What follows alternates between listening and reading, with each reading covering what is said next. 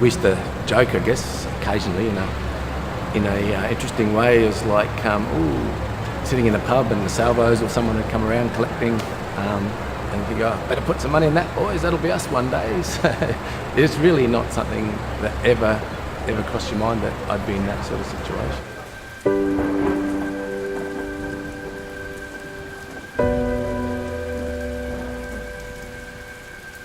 He had a fairly normal world, I suppose, normal life. Had good jobs, ran businesses, worked in the university, worked for a prospecting company. I was in the military, worked in aquaculture for about 10 years, management roles, all kinds of different things. Nothing really bad ever happened to me, but over time, I had about, 20 years of dealing with depression and anxiety, swings and roundabouts, treating it, not treating it. And eventually, I guess it just got the better.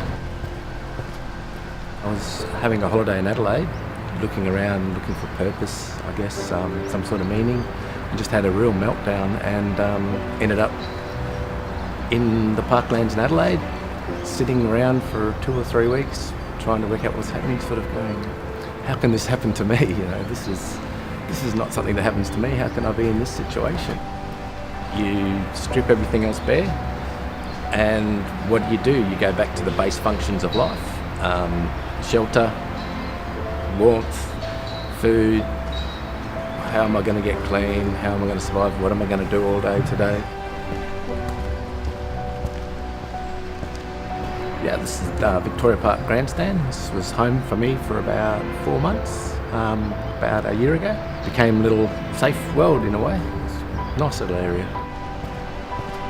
I was just sitting in the transit centre actually, and a couple of the guys in there who were doing it a bit rough on the streets, they were just talking, and I went and just had a chat to them and said, come, there's a place on Hutt Street down on the east side, come in there Monday morning, there's food there, there's services, there's help. So I didn't even think of that. Pretty much within an hour of walking in the door at Hutt Street, I was talking to a nurse, and it sort of led from there. So being in a centre like Hutt Street, that's your home, that's your rock.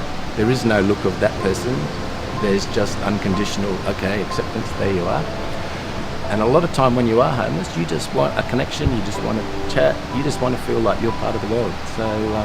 So that's an important thing. Just, give someone your time if you get a chance. And a bit of love goes a long way.